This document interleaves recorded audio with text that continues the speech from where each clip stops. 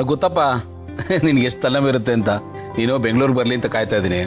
ಅಮ್ಮನ್ನ ಫಸ್ಟು ನೀನು ಚೆಕಪ್ ಮಾಡಿದ್ರೆ ನನಗೊಂಥರ ಸಮಾಧಾನ. ನೀನು ಅಂದರೆ ನಂಬಿಕೆನಪ್ಪ, ಏನೋ ಮ್ಯಾಜಿಕ್ ಮಾಡ್ತೀಯ ಅಂತ. ಥ್ಯಾಂಕ್ ಯು ಗೌತಮ್, ನನ್ನ ಮೇಲೆ ಇಷ್ಟೊಂದು ಪ್ರೀತಿ ಅಭಿಮಾನ ಇಟ್ಕೊಂಡಿರೋದಕ್ಕೆ. ಬೈ ದ ವೇ, ನಾನು ಸಜೆಸ್ಟ್ ಮಾಡಿರೋ ಮೆಡಿಸಿನ್ಸ್ ಎಲ್ಲ ಅಮ್ಮ ತಗೋತಿದ್ದಾರೆ ತಾನೆ? ಹಾಂ ಎಲ್ಲ ತಗೋತಾ ಇದ್ದಾರೆ. ನೀನು ಬಂದು ಚೆಕಪ್ ಮಾಡ್ಬೇಕಷ್ಟೆ. ಓಕೆ, ನಾನು ನಾಳೆ ಸಿಗ್ತೀನಿ. ಓಕೆ, ಟೇಕ್ ಕೇರ್, ಬಾಯ್. ಏನೋ ಖುಷಿಯಾಗಿದ್ದೀರಾ? ಏನು ವಿಶೇಷ?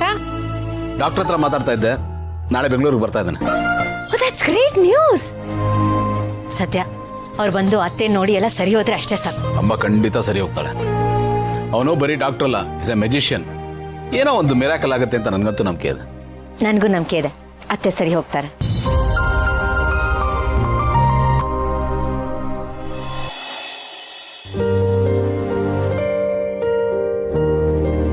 ಪುಟ, ಅಮ್ಮ ಹೇಗಿದ್ದಾಳೀಗ?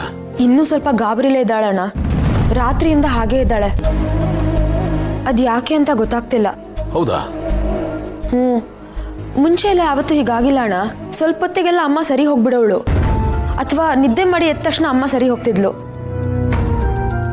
ಆದ್ರೆ ಈ ಸತಿ ಯಾಕೋ ಭಯನೇ ಬಿಟ್ಟೋಗ್ತಿಲ್ಲ ಅವಳಿಗೆ. ಅದು ಏನಾಗಿದೆ ಅಂತಾನೆ ಅರ್ಥ ಆಗ್ತಿಲ್ಲ ಅಣ್ಣ. ಸರಿ ಅಣ್ಣ, ಅಮ್ಮಂಗೆ ಹಾಲು ಕೊಟ್ಬಿಟ್ಟು ಬರ್ತೀರಿ. ಅಮ್ಮ